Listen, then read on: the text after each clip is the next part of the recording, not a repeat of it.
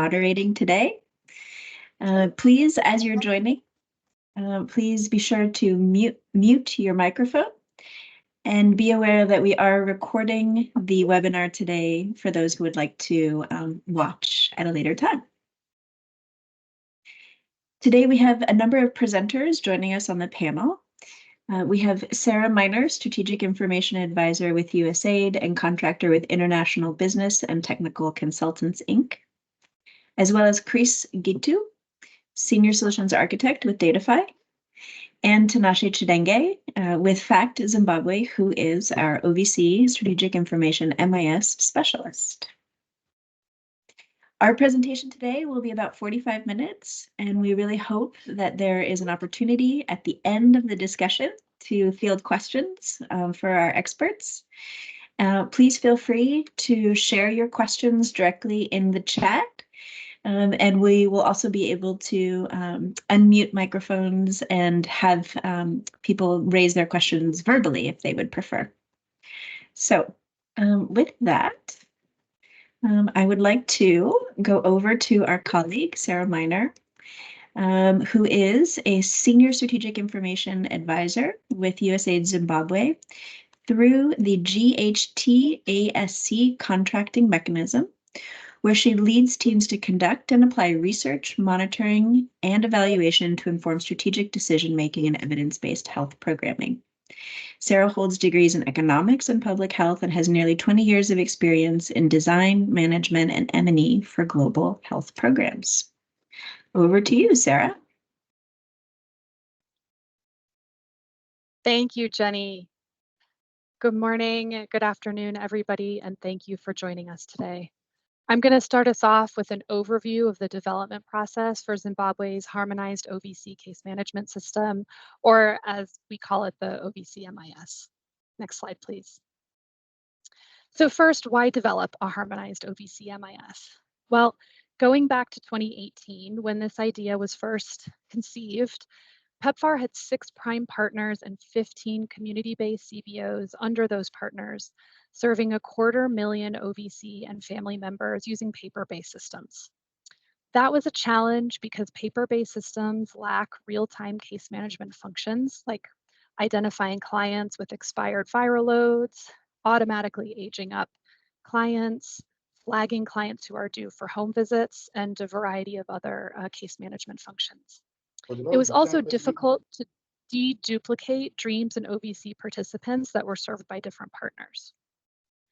In some cases, partners had different definitions of services, and there were variations in the calculation of complex indicators, which diminished the reliability of data across partners. We also had elevated costs associated with each partner maintaining their own system with separate system administrators. And finally, the data that was submitted by partners to USAID in an Excel format on a monthly basis represented a significant delay between service delivery and reporting, usually about 2 months. Next slide, please. So to address those challenges, we laid out our vision for a harmonized case management system used by all OVC partners and interoperable with the DREAMS layering database to make real-time quality data and data products available to decision makers and case managers. And what did we mean by quality data and data products? So we were looking for outputs that were easy to use and digest, like line lists to help case managers identify clients with missing and expired viral loads, clients who were due for home visits, as I mentioned earlier, referrals that had not been closed or completed, as well as visualizations, of data that would allow sub-partners, partners, or individuals at the district level or country level to view results. Next slide, please. So we had 3 different groups of stakeholders and partners in this process.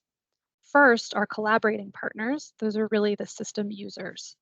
They were engaged throughout the design and development process on user requirements, indicator definitions, data viz, system usability, and more.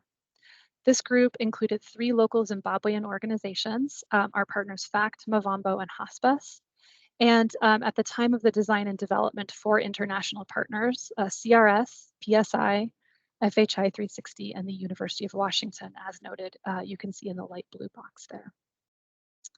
Funding and oversight were provided by USAID with input from other PEPFAR agencies, as well as the Ministry of Public Service, Labor, and Social Welfare. And our implementing partner there on the bottom, Data.FI, they led the design and development process with their subpartners. Next slide, please. So these stakeholders jointly revitalized the OVC Strategic Information Technical Working Group, as you can see on the slide. So you'll hear us throughout this presentation refer to this as the OVC SI TWG, which I know is a mouthful. This group was convened by USAID, who you'll see on the left, with the system developers Data.FI on the right as a secretariat.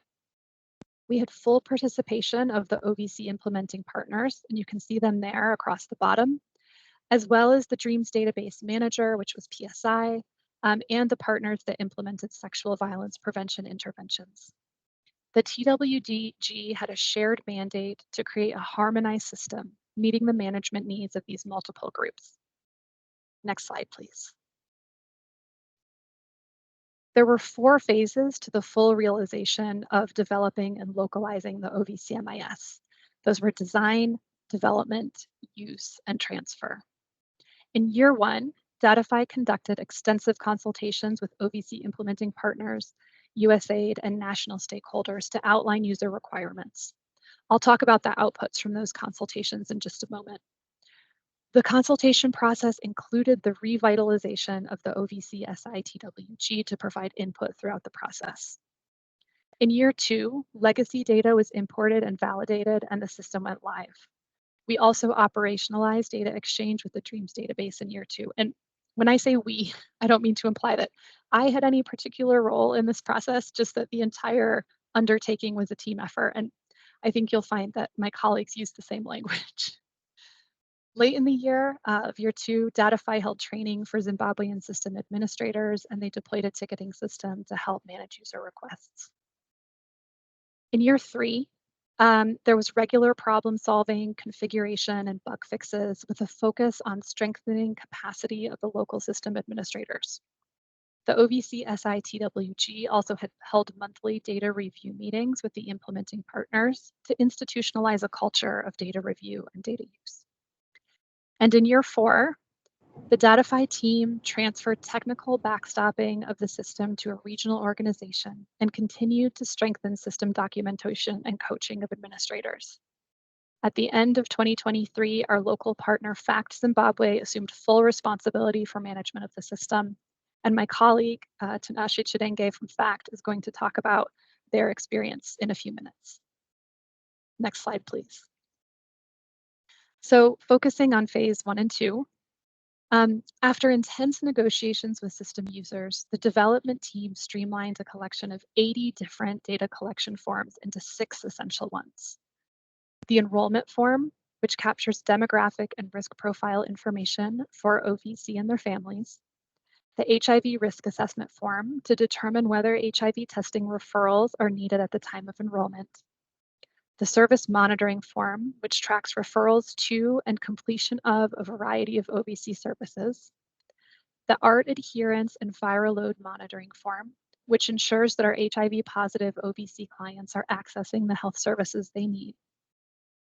Case updates, a form which tracks any significant changes to client circumstances, and a graduation assessment to determine whether households have met PEPFAR's graduation requirements. Next slide, please. The Data.FI team also mapped 71 different services across PEPFAR's OVC domains, guidance on global eligible services, OVC partner practice, and the Government of Zimbabwe services. Each service provided by an OVC partner was matched to the corresponding Government of Zimbabwe service and the global eligible services under PEPFAR guidance. At the bottom of this slide, you can see an example where within the healthy domain, PEPFAR has HIV adherence support as a global eligible service. This was mapped to 2 OVC partner services, HIV adherence support and HIV defaulter tracking. and to 2 other Government of Zimbabwe services, CARG Enrollment, which is a community ARV group, and Art Reinitiation Services. Today, the MIS tracks these initial 71 services and 19 more for a total of 90 services. Next slide, please. So Chris is going to cover the technical specs of the solution in the next presentation. So I'm going to skip ahead to the takeaways from our design and development process. What made our joint efforts to develop this system so successful? Well, first, the team rapidly adapted to the COVID operating environment to work entirely remotely, which was not foreseen at the outset. Over video calls, the Data.FI team led a highly consultative process involving a broad variety of OVC stakeholders to solicit user requirements and to build consensus on the final product. We strengthened ownership by the OVC TWG to identify bugs, to prioritize enhancements, and to make sure that the system is true to local needs. This included monthly data use meetings that I mentioned earlier to institutionalize a culture of data use within the OVC program and partners. And finally, and the point that I want to talk about more in detail, is that we were laser focused on creating value added to users from the very first iteration, including program managers, M&E staff, and case managers. Next slide, please. So how did we create that value added? We focused on building a tool that improved case management practices and increased the ease of tracking and reporting clients. The functionalities of the OVC MIS that met that include near real-time viz of OVC eligibility, enrollment, case management, and graduation, referral and completion tracking of 90 OVC services, the generation of line lists for program implementation and quality assurance, which includes clients with expired viral load results, referrals that have not been closed or completed, households who are due for case management visits, children living with HIV who need to have their regimen transitioned.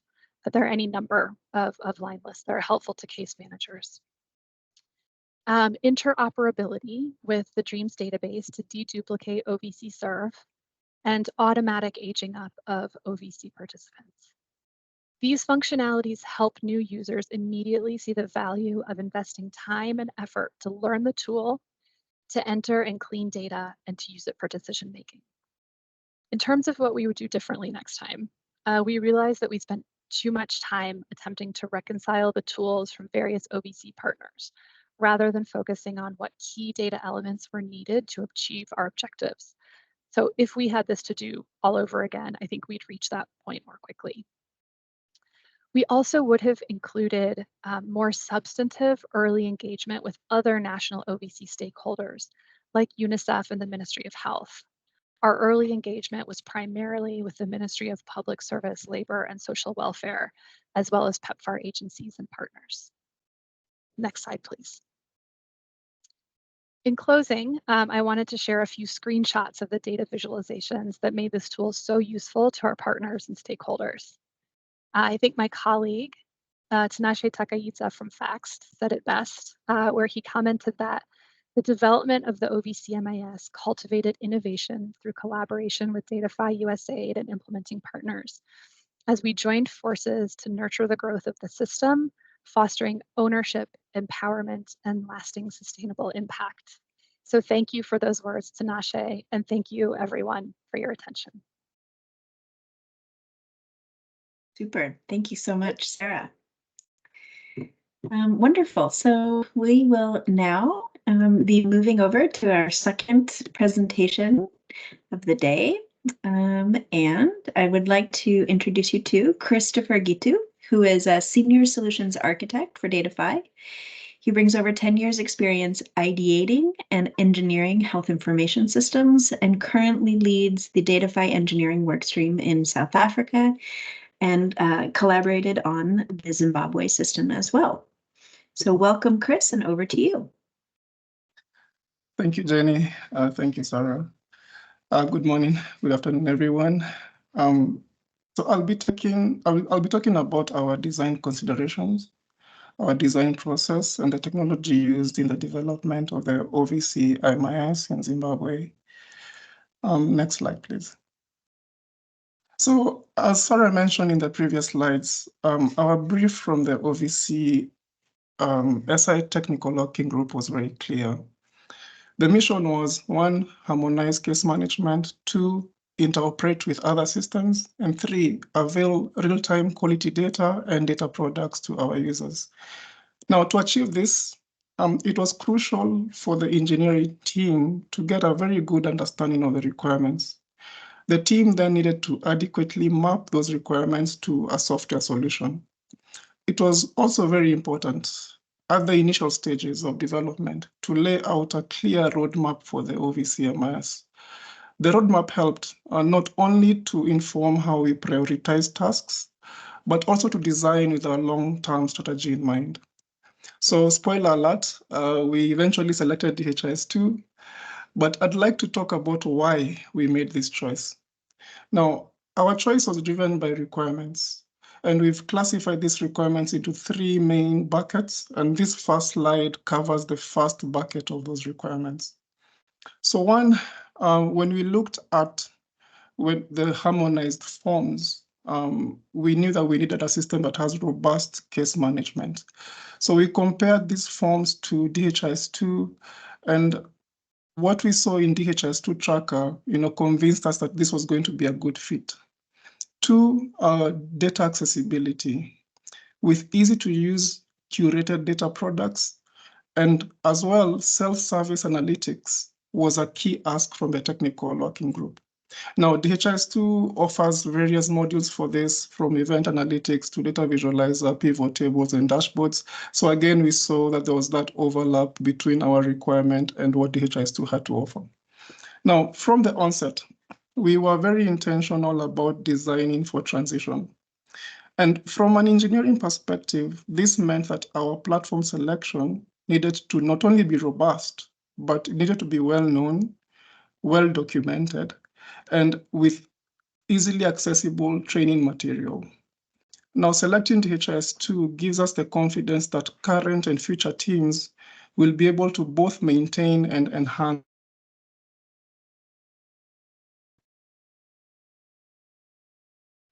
As we delved deeper into the requirements, it was clear that certain needs would not be met by any system out of the box, including DHIS2. Additional engineering would be required. We therefore knew that we would need to design for extension. We needed a platform that has an open architecture and is designed for extensibility. Additionally, the OVC MIS was going to host personal and sensitive information about beneficiaries. So we needed a solution that, 1, allows us to manage access appropriately, and 2, encrypts sensitive information, both at rest and in transit. Now, the last point in this slide cannot be overemphasized enough. A software solution that has widely available engineering and implementation skill sets is going to be a sustainable solution. Next slide, please. All right, so our second set of key requirements have to do with deduplication. We have beneficiaries receiving a combination of services from various implementing partners. The Venn diagram on the left shows how a beneficiary may be receiving a combination of comprehensive services, sexual violence and HIV prevention services, and DREAM services. For accurate reporting of the OVC serve indicator, it is important that we are able to identify these overlaps, and specifically the OVC DREAMS overlap. And now in Zimbabwe, PSI has developed a separate DREAMS management information system, also powered by DHIS2, to manage the DREAMS program. This further supported our decision to implement DHIS2, as we knew that validated and secure data exchange would be possible between the two systems via the robust DHIS2 API. Next slide, please. Right, so our third set of requirements is where things got a bit interesting and a bit tricky. Determining whether a beneficiary is active or inactive at different points in time is a bit complicated. So this definitely had us scratching our heads a bit, trying to figure out how we implement this complex logic in DHIS2. We also needed to accumulate indicators of different time dimensions. We need to be able to visualize these reports for performance, for these results, for performance monitoring. And the key question we were asking ourselves here is, how do we improve the user experience during analytics? Now, our initial implementation of the analytics data pipeline was a bit slow. And knowing that the amount of data was only going to increase over time meant that we needed to optimize for scale and performance. And lastly, the technical working group was very keen on having these available on one platform. Now, during our landscape assessment, we saw different approaches by different teams, trying to resolve this problem. And this involved, either layering another business intelligence platform on top of DHIS2 or having multiple DHIS2 instances, one for case management and one for reporting. We, however, were of the opinion and still are of the opinion that, having one consolidated solution is better both from a usability and maintenance perspective. Next slide, please. Right, so the intention of this slide is just to illustrate how we determine active beneficiaries. As per guidance, for a beneficiary to receive comprehensive case management under a PEPFAR-funded OVC program,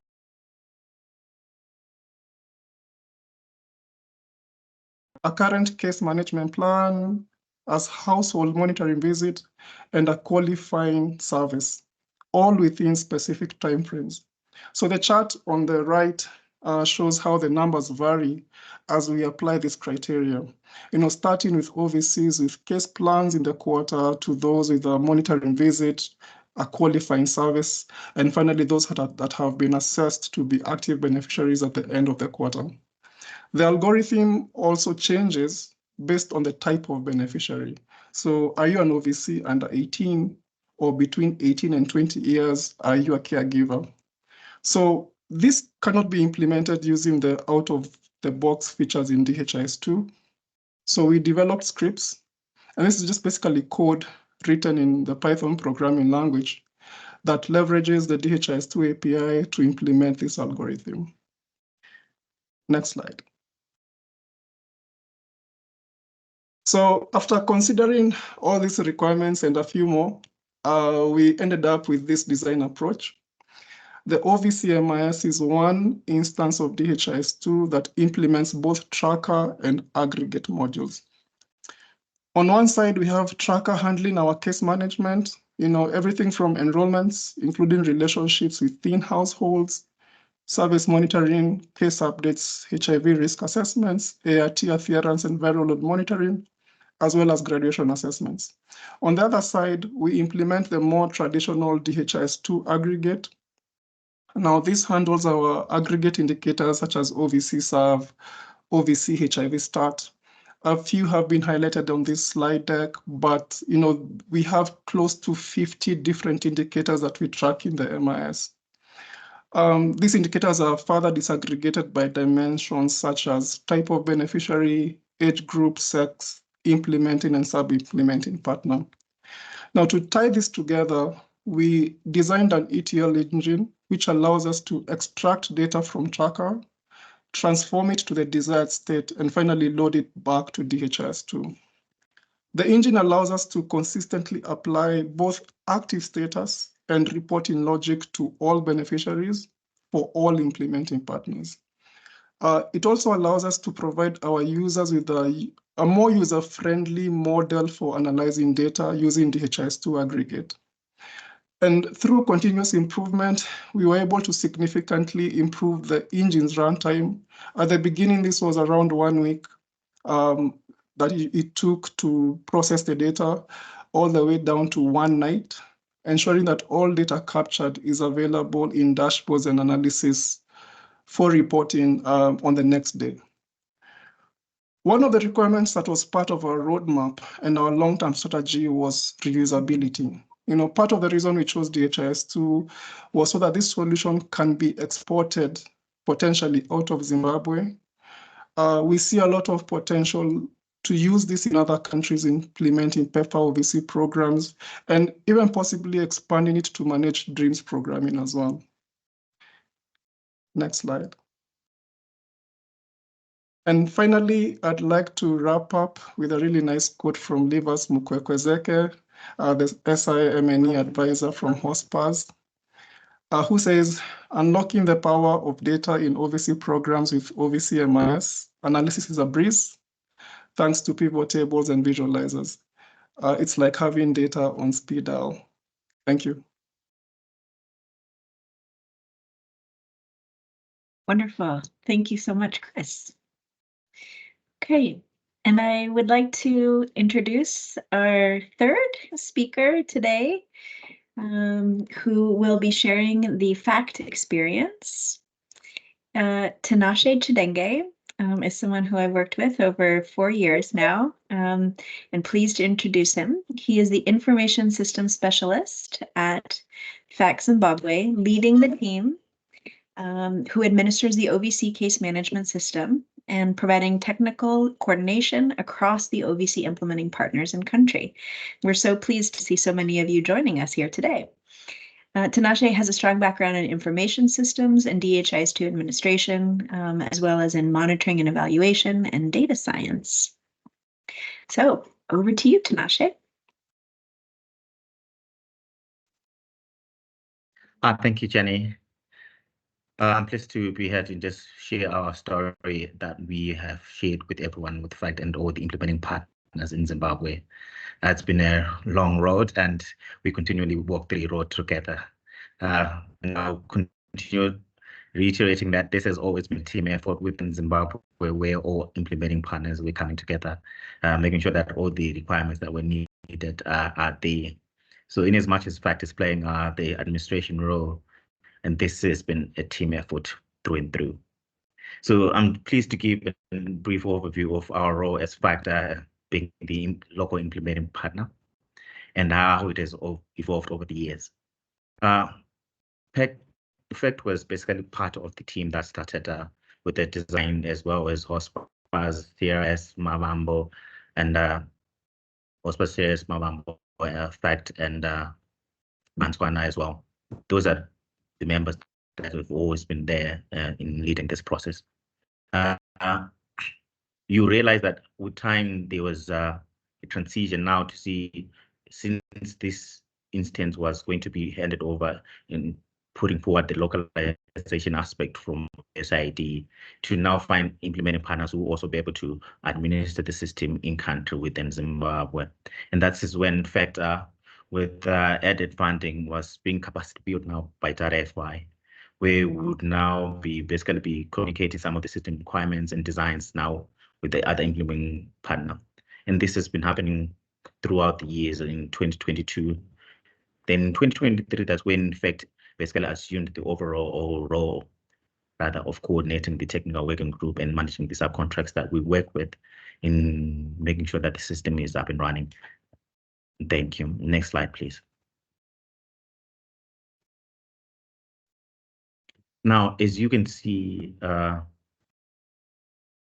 in this, we're able to actually show in this configuration how Data.FI initially served as the secretariat for the OVC Strategic Information Technical Work Group. Their primary role was to promote shared governance during the design phase. And they also provided expertise to make sure that the data is to analysts as well as the hosting partners were well coordinated. They provided the safe administration as well as database optimization to also ensure that the uptimes of the system the system was always available, which is one of the essential aspects of making sure when you're working with data, its availability. So FACT act as a conduit now between the Data.FI and the implementing partners, where we basically we're establishing communication and coordination with other implementing partners in country. We managed to establish mechanisms to ensure fluid communication between the end users, the system administrators, and the MIO advisor or strategic information advisor leads with each of the implementing partners. We even used WhatsApp platforms to make sure that we get issues and feedback to track some of the things that we, when you're creating a system, there are always bad pains, things that you experience. But in these have been working fluidly to provide us feedback and make sure that we continue to work together fluidly. Now, one of the major things that we also managed to establish is a help desk that we work with to make sure that all the tickets that come in, everything is documented, and all the issues are put in place where they can be referenced, and we create a knowledge base building on that. Next slide. In this slide right now, in 2023, this is where you see FACT transitioning, taking over the role now of being the lead secretariat now, what the role that Data.FI was doing, we transition to now being the ones who are managing the DJS2 analyst contract with the hosting partners. But one of the things that we're also doing while we're administering, we're also doing the enhancements, safe administration, to make sure that all the users are managing to use the system fluidly. We have more control of the configurations and implementing of all the needed quirks to make sure that users are able to get what they need from the system. This is a user-driven system, and one of the major things that we do is through the SI technical working group, which Sarah also mentioned earlier, is that we always make sure that all the implementing partners and stakeholders are able to air out all their concerns, their requests, optimizations that they need in the system to make sure that the system is serving them to make use of to make use of data for decision making. Where this mixed configuration is actually helpful, whereby FACT is basically on the ground administering all the technical issues that we need to keep the system up and running. However, we always escalate any other issues that may be difficult or that need more experience, other partners that we contacted, which is a DHS2 analyst. And we're continuing to work with them in partnership to make sure that we better serve the needs of the users. Next slide, please.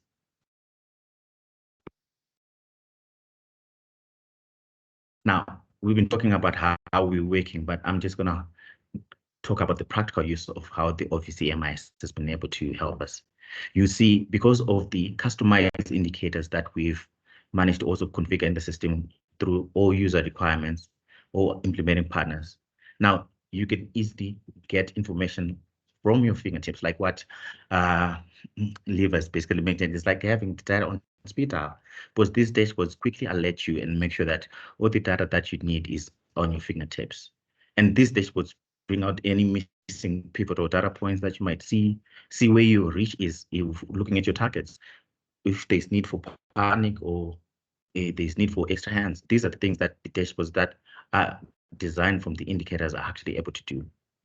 And you're going to see if there are any completed case plans that are ready for assessment and graduation to make sure that we save our participants correctly.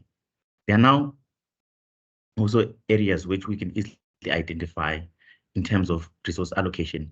You can even see which ward or district is not actually performing well, or what kind of resources do they need. So this system does not only act as a data warehouse where people easily get their data in time, but it also works as a performance management plan and resource allocation plan where you see where the most need is also needed. Next slide, please.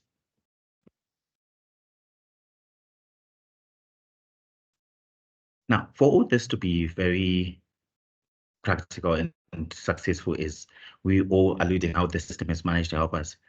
It was very important to make sure that we have documentation in place to make sure that the system is able to transition and survive over time.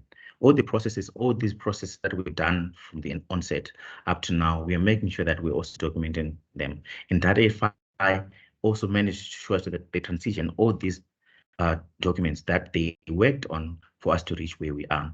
Some of the documents that you see, those are just snapshots of some of the documents. Those are not all the documents, but you're looking at how the configurations, even all user requirements gatherings that we've done, everything is documented so that we have that sustainability aspect we want to ensure within the country. So this has basically managed to make sure that all these documents, such as user manuals, implementation, SOPs, information security protocol SOPs, even end user material and administrative manuals. All these are available for us to make sure that we use the system and continue improving upon it. And these have managed to help us when you're onboarding new partners, looking at information security compliance. We're always looking and referencing back to those. And even if we get there's turnover, there's new system administrators, we can always refer back to the manuals so that we onboard and train them properly, as well as our end users that are using the system. We've managed to create a repository within the system with links where all users within the system can even go back into the system and look at a particular video of how to do a certain task, how to execute, extract certain reports. All these things have been documented and put on the system so that everyone has also access to it. So even when another implementing partner has got new people coming in, they're actually able to use the system to onboard and train their end users. Next slide, please.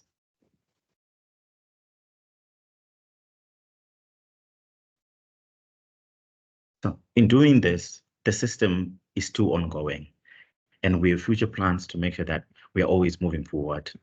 And one of those future plans is to make sure, from what Chris has basically mentioned, there's been an optimization of the scripts to make sure that the script runtime for aggregate data is also minimized to 1 day from the week. However, you will see there's still room to improve because there's a lot that we need to do with data. Data needs to be real time.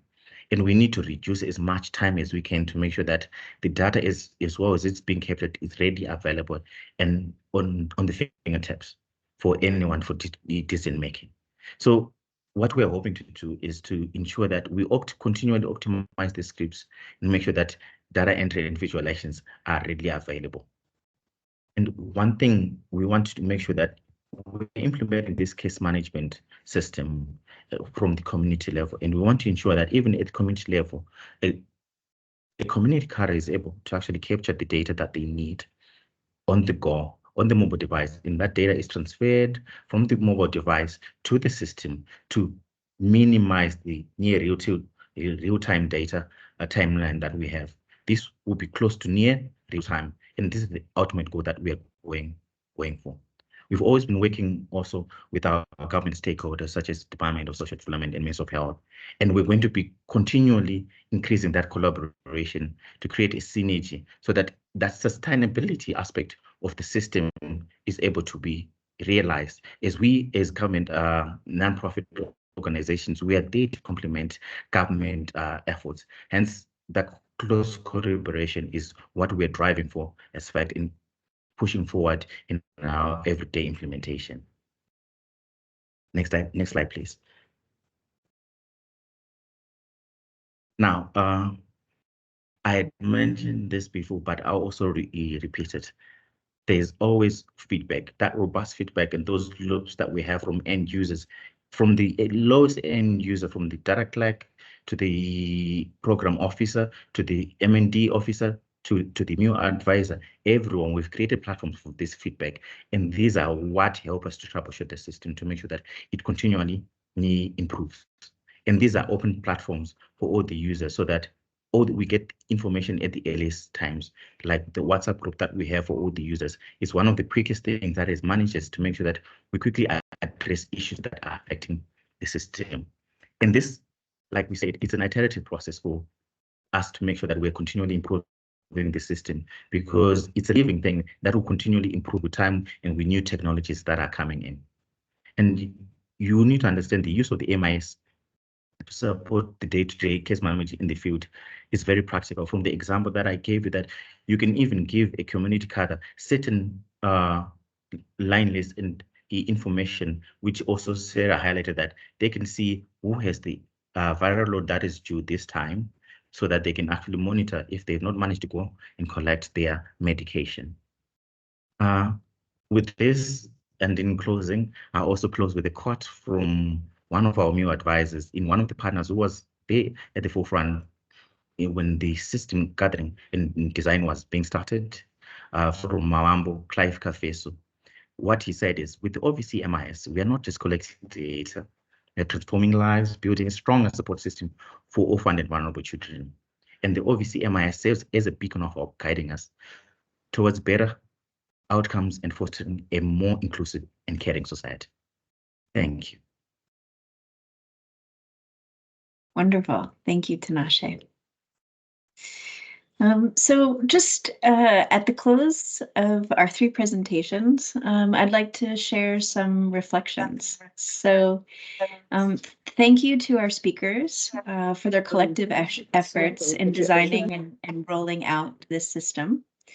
And just going back in time to 2019, when this conversation first began, I think one of the main factors of success here has always been USAID's commitment and strong commitment to localization as the long-term vision for the OVC MIS. It means that we are where we are today, with FACT leading the way in Zimbabwe. In addition, throughout our design process and early rollout, as you can hear from Tinashe, we always had a strong commitment to the promotion of data use, actually using the system as a means for testing and collecting feedback. So early on, the implementing partners had the opportunity to transfer their records and try out the case management functionality and the creation of the line lists, which we believe was really important in coming to a successful design. And in addition, I'd like to just highlight that the amount of work that has gone into the complex scripting of the OVC MIR indicators, literally we have thousands of scripted indicators, is something that might be applied in other countries. So something to consider if this experience could be transferred to other countries implementing OVC activities. And lastly, just thinking through, ever more close collaboration with the government of Zimbabwe and stewardship by the government will be essential for sustainability of the system moving forward. So with those closing thoughts, I just would like to open up for discussion. And I do see some questions coming through in the chat. And I will start with a question for Chris, actually. So I received a private question here, and I'd like to start with that. Someone who wanted to know, what is a scripted indicator, and what are you talking about when you say extensibility of the DHIS2? Please enlighten us. Sure. So an example is, just like for a script indicator, something like OVC serve. For us to be able to determine that value, we need to write some code that basically looks at the tracker data, does some calculations behind the scene, does some aggregation, and pushes that value back to DHIS2 with the appropriate disaggregations as expected by the MAR guidance. So that's what we mean when we say scripted indicator. It's just a way to calculate the indicator using code. The second question, Jenny, was? So I think you're answering it about the extensibility of the system. Extensibility. And exactly that is what extending the system is. It's just being able to develop new functionality that was not available in the system when you initially installed it. So in essence, extending the application that you're working with. Super, super. Thank you. Good questions all around. So I'd like to go to Nicole from CDC and Tinashe. If you are there, there is a question about long-term sustainability for FACT, an OVC implementing partner in Zimbabwe.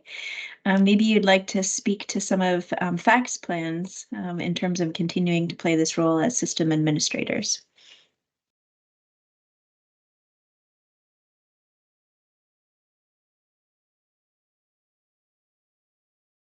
Oh, we can't hear you.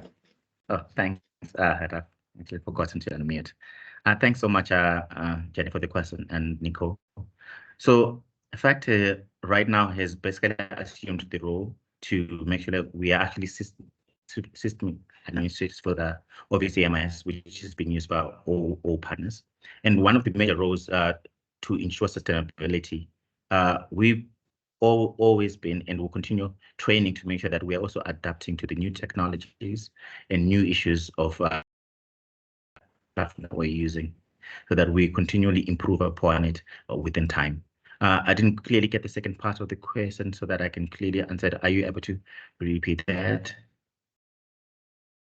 So yes, I think you have. Just speaking about FACT's long-term plans to continue to play the role to safeguard and to be the stewards of the OVC MIS.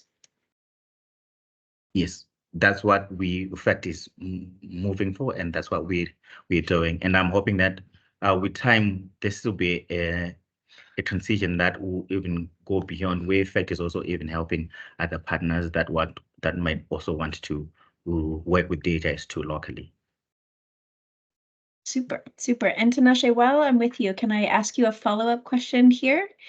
So from Annabelle, the question they have is, are IPs using their own systems for the steps prior to onboarding? So the ability to determine eligibility of OVC and their families. Right. So in terms of onboarding their personnel, there are resources that are available and these resources were used even from the onset of when we were also being onboarded. Resources that are available for all IPs that to use. They can customize it to the particular role that a user will be using the system will be using the system rather to see what sort of training they would want to take. There's a system administrator's manual, there's the end user training manual, and there are also presentations and videos that you can actually follow through to see what you'd want to be doing within the system. So partners are actually able to train their own people, and we're also there to offer support for any kind of training that they would need when they're using the DHIS2 system. When we get new partners that are coming in, we actually have a plan for onboarding them. Then as they go forward in terms of using the system for data use, that's what they can always continually customize and do going forward. Super, thank you, Tinashe. So speaking a little bit about onboarding new partners and new staff into using the system, and then I wanted to see if Sarah could also respond to that question around how OVC partners might be identifying, we had vulnerability indexes and other mechanisms. So what is your information about how partners are identifying eligible OVC? Sure, absolutely. Thank you, Jenny. So, this is a PEPFAR program when we're talking about the OVC that are participating through our 4 local partners. And so the vast majority of OVC screening and enrollment, their eligibility, as well as the services that we provide are all shaped by PEPFAR guidance. Thanks. Super. And so it looks like we have a similar question. And it's a little bit longer. So Sarah, we'll stick with you here and I'll just read it out for you. So given that the system is generating over 90 indicators needed for donor and national reporting, can you speak to whether the system interoperates with the national community health systems, so other than the DREAMS database? And is there a national level OVC system used by all OVCs in country, including those that are non-PEPFAR like UNICEF, that this activity plans to integrate with? Thanks, Annabelle, for that question. So at present, the OVC MIS is interoperable only with the DREAMS database. It does have potential because, as Chris mentioned, DHIS2 is very flexible tool. It does have potential to be interoperable with additional systems. There is a vision for a national OVC case management system. Chidenge, I don't know if you'd like to speak to that in more detail.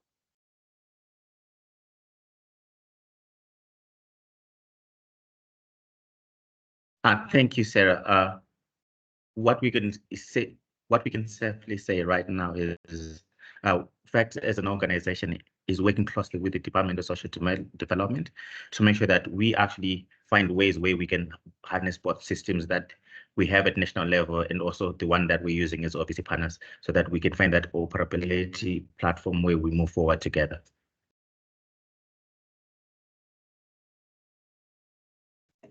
Thank you. Okay, so I'd like to skip down to Sheyi from Nigeria.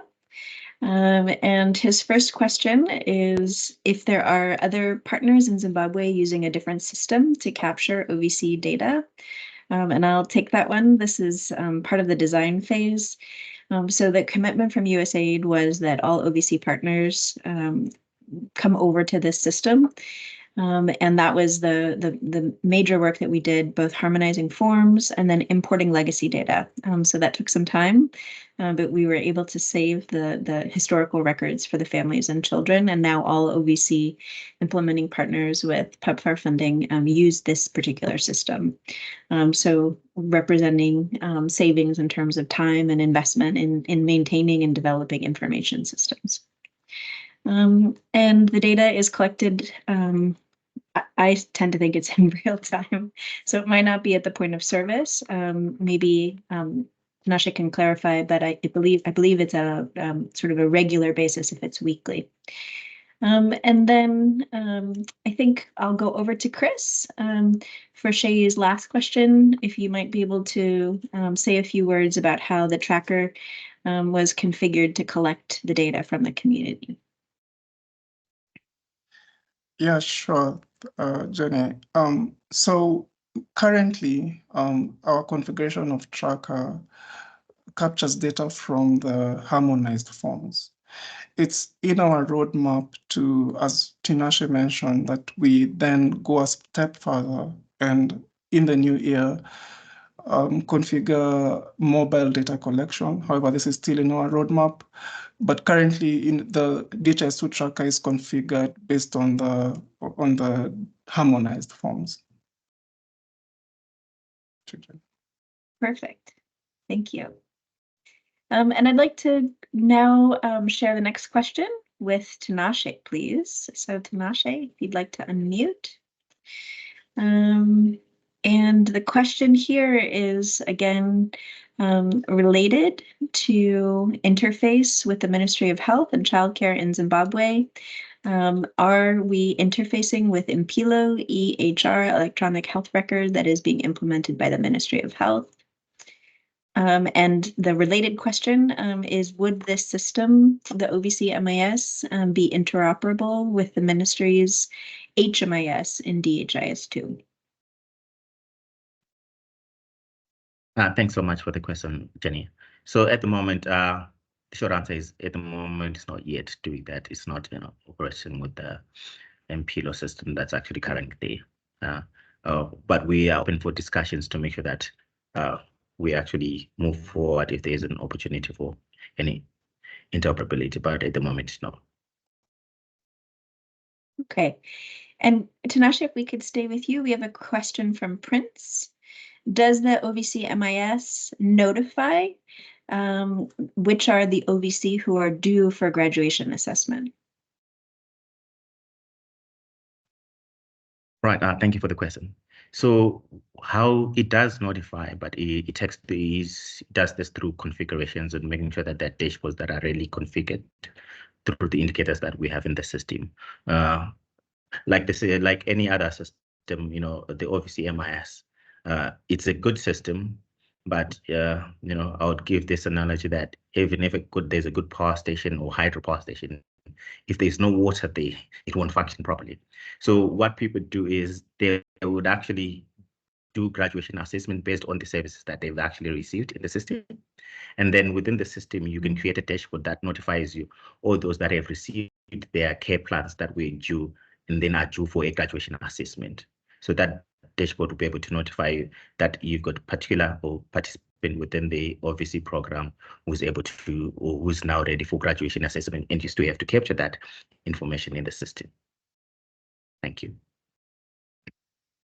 Super. And I think we'll take just a couple more questions here because we're getting some really great questions.